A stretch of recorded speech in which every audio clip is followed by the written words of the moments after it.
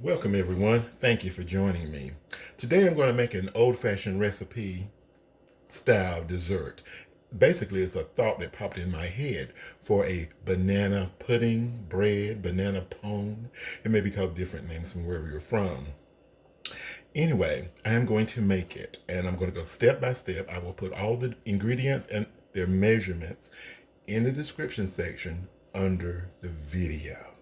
So come along, bake with me.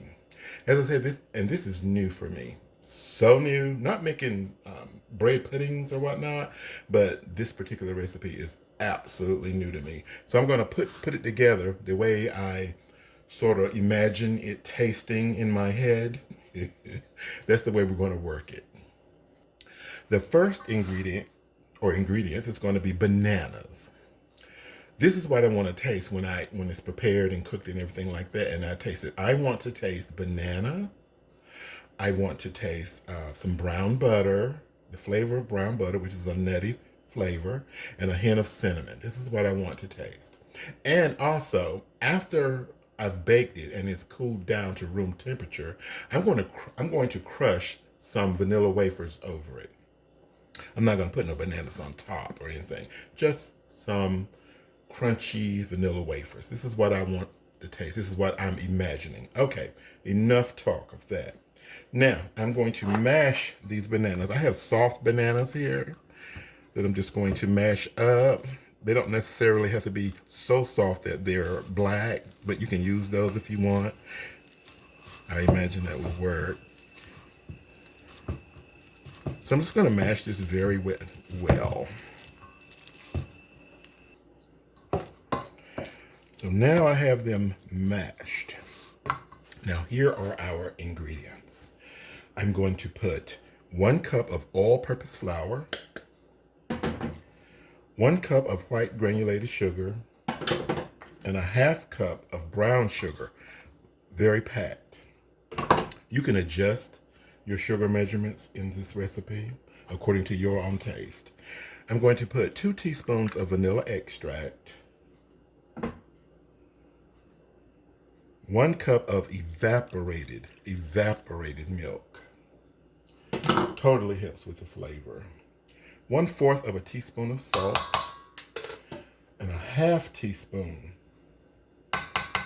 of cinnamon.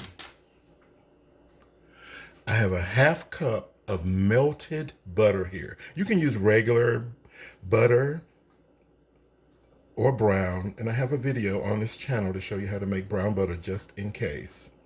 It's so simple and easy. And you want all the crumbs, sediments, residue, all that.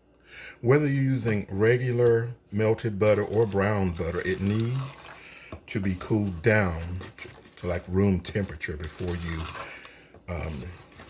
pour it into your mixing bowl.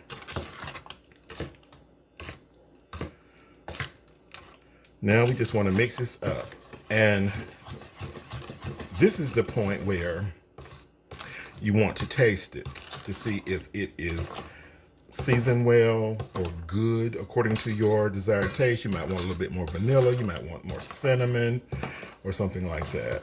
This is the point because we're going to put 2 eggs in here at the end. I love mixing things and then tasting it for seasoning and then adding the egg because I don't want to get any raw egg. So this is mixed well. Now I'm going to taste it to see if it's seasoned well.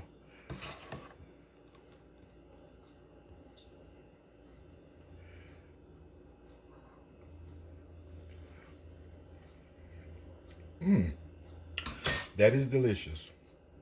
It tastes like I thought it would. Ooh, okay. Now I'm going to add 2 large eggs.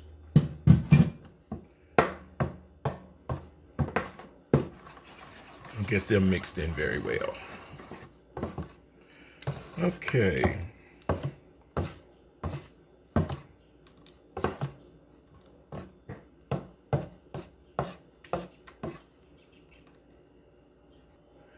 I have lightly sprayed my baking pan here, which is a 13 by 9. I've lightly sprayed it with some non-stick cooking spray. And I'm just going to pour our mixture into the pan. The oven is preheating to 350 degrees Fahrenheit. And this is going to bake between 45 minutes to 1 hour, depending on your oven. This is not a dry bread mixture. This is a puddingy, if that's a word. This is a pudding type of mixture. But some call it bread, some call it pudding. We're not going to argue about that. Let me give it a little wiggle. Get rid of some of those bubbles. Into the oven we go. Alrighty. Our bread or pudding has baked. It is cooling. Now I'm going to make some homemade Cool Whip for a topping. I'm going to place 1 cup of heavy whipping cream into this bowl. And I'm going to whip it until we get some peaks.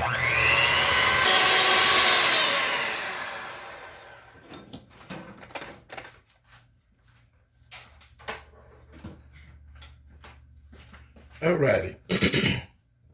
This is our Cool Whip. And here's a tip. You don't want to blend it any longer than you have to because it will turn into butter. You want to get it to this Cool Whip texture and consistency.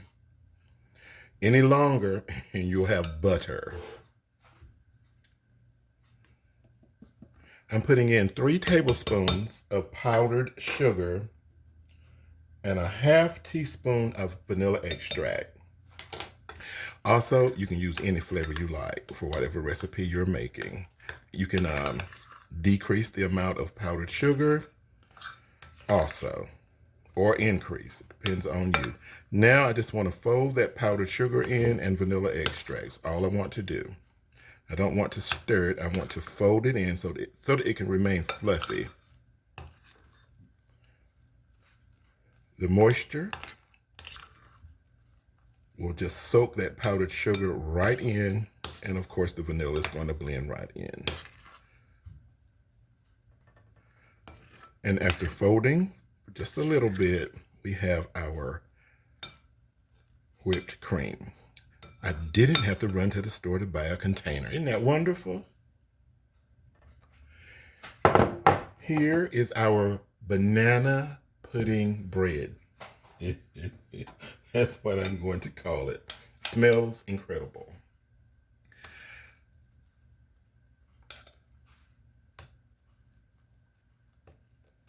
Now I'm going to put our fresh, homemade from scratch Cool Whip on here.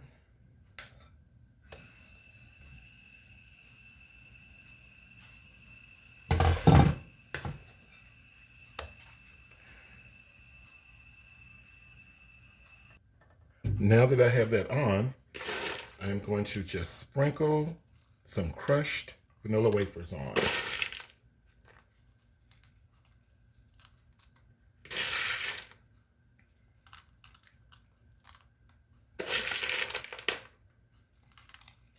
I have a lot of relatives that love banana pudding, but they do not eat bananas. They don't want bananas, you know, actual bananas in it, on it, or around it.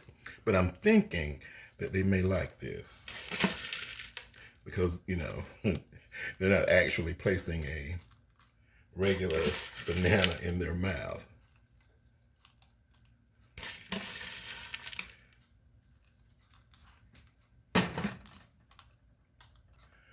All right, let's give this a taste and see what the overall production ended up tasting like.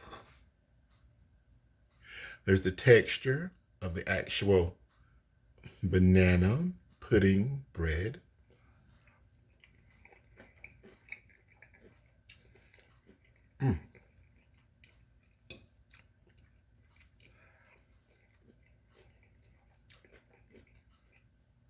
This tastes like I'm eating banana pudding.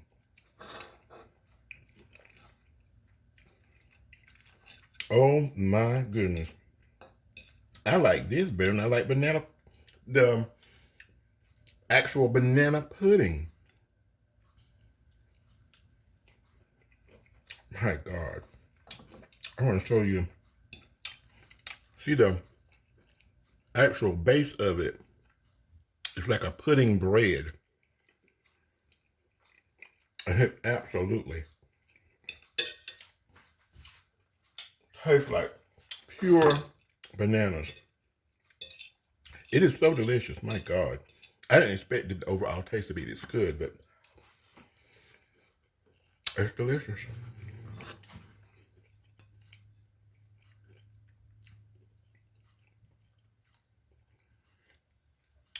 Thank you all so much for watching. Enjoy.